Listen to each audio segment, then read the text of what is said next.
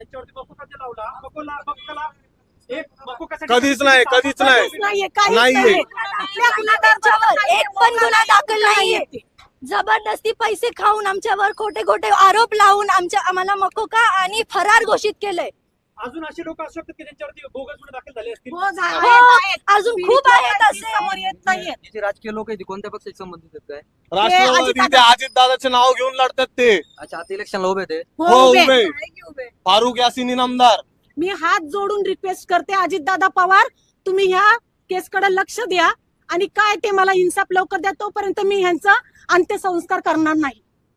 त्यांना पहिले पकडा, हे करा. माझी 50 लाखाची खंडणीची मी केस दाखल केली, त्याच्यावर का तुम्ही ऍक्शन घेतली नाही? किती वेळा तुम्ही तक्रार दिली आता? मी आतापर्यंत बऱ्याच वेळा तक्रार दिली. 2013 मध्ये टाइम्स ऑफ इंडिया मध्ये माझा लेख पूर्ण आलेला आहे की मी पॉइझन पिऊन हे केलेलं होतं. त्यावेळेस मी वाचले या जागेसाठी काहीतरी इथं सोक्ष मोक्ष लावा म्हणून मी पॉइझन पिलेले होते.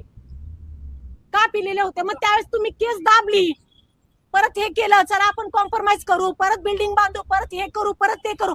परत माझा नवरा तिथं कामाला आला की परत त्याच्यावर केस टाकतात, परत उचलून फेकतात. म्हणजे काय चाललंय? अटक तर झाली, तुम्ही काय पुढची भूमिका? आम्ही अंत्यसंस्कार करणार नाही कुठले नातेवाईक. नाही नाही, बॉडी नाही घेणार आम्ही. बॉडी पण नाही घेणार आम्ही. अटक करा. त्यांना अटक केल्याशिवाय आम्ही बॉडी नाही घेणार आहोत. सगळे पोलिसांचा हात आहे याच्यामध्ये. पोलिसांना पैसे मिळाले खायला. तारखेला आम्ही नोटीस दिलेली, प्रत्येक नोटीस आहे माझ्याकडे. प्रत्येक वेळेस 100 नंबरला फोन करून पोलीस बोलवून तिथं जात होते. त्यांना सांगत होते बाबा आमची जागा हे असंच आहे, त्यांना थोडं सांगा, असं करा. पण काही अफवान इनामदार, सुफियान इनामदार यांनी आमचा छळ भरपूर केलाय. भरपूर केला आमचा छळ यांनी.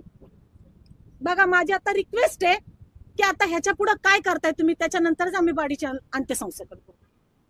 तोपर्यंत आम्ही बॉडी हातात घेणार नाही आणि काय करणार नाही. आता इथपर्यंत होती, नातेवाईकांनी